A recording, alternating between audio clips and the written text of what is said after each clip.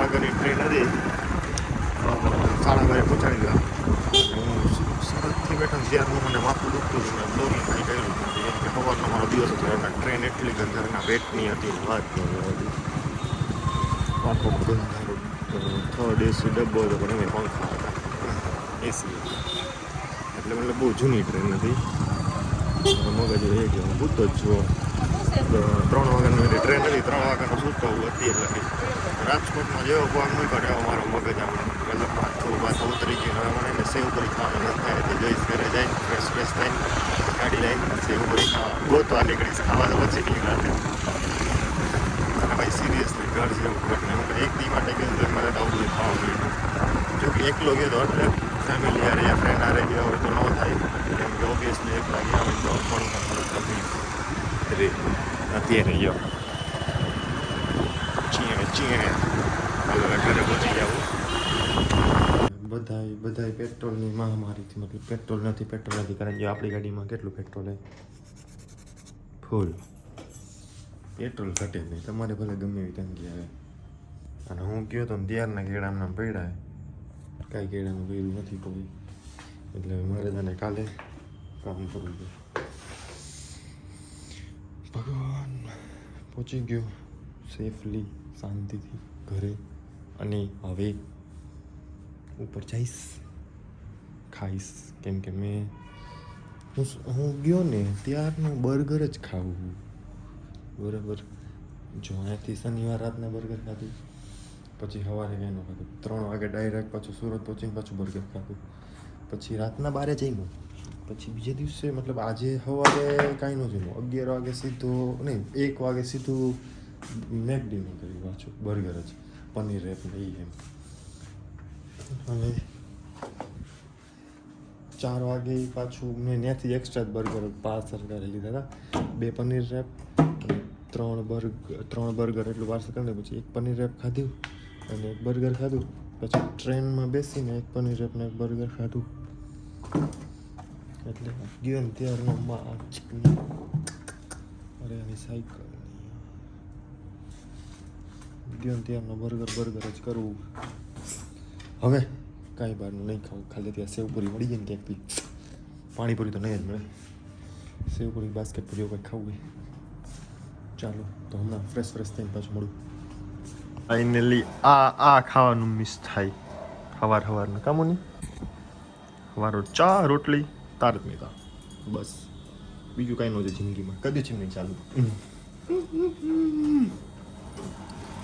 ચાલો નાસ્તો કરી લઉં. ચો ફૂલ ઘી,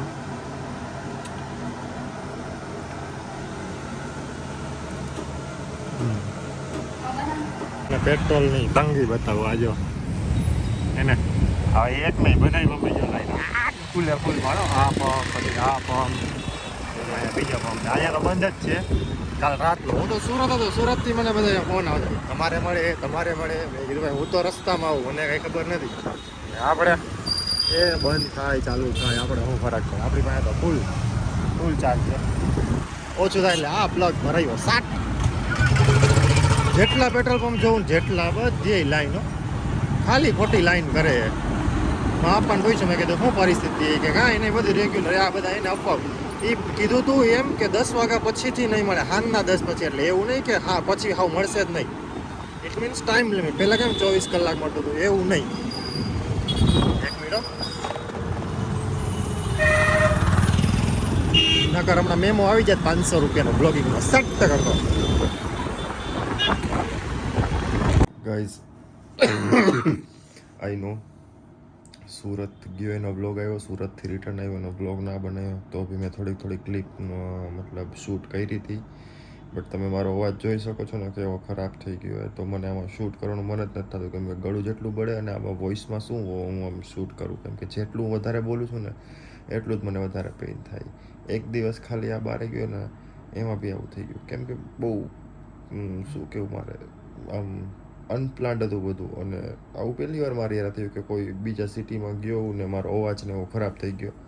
મેં બહારનું જેવું તેવું ખાધું બી નથી, તો બી આ હમણાંથી ટ્રાવેલિંગ બંધ હતું. અને આ વચ્ચે મારી તબિયત હમણાં બહુ મારી શું કહેવાય અને અરે યાર એને કંઈક કહેવાય મતલબ મારી બોડી જે ઓલા હોય ને ગુડ બેક્ટેરિયા કે જે મને હીલ કરે એ હમણાં થોડાક વીક પડી ગયા એના હિસાબે એવું હવે થાય યાર. હમણાં હું થોડોક વધારે જ બીમાર છું એટલે હવે કાલ પાછો ડૉક્ટર પાસે જઈશ. હજી માંડ મેં ઉધરસ મટાડી હતી 1 મહિનો કન્ટિન્યુઅસલી થાય પાછી અત્યારે પાછી ચાલુ થઈ ગઈ એટલે હવે થોડોક રિકવર થઈ જાઉં પછી પાછો હમણાં કન્ટિન્યુ જેમ બ્લોગ કરતો હતો એમ બ્લોગ કરીશ મસ્ત ઇન્ટરેસ્ટિંગ. અને હવે હું મારા ઓફિસના કામથી બી ફ્રી થઈ ગયું તો હવે તમને રાજકોટનું ને બધું બતાવીશ નવું નવું ખુરાફાતી બધું. So thank you for watching guys.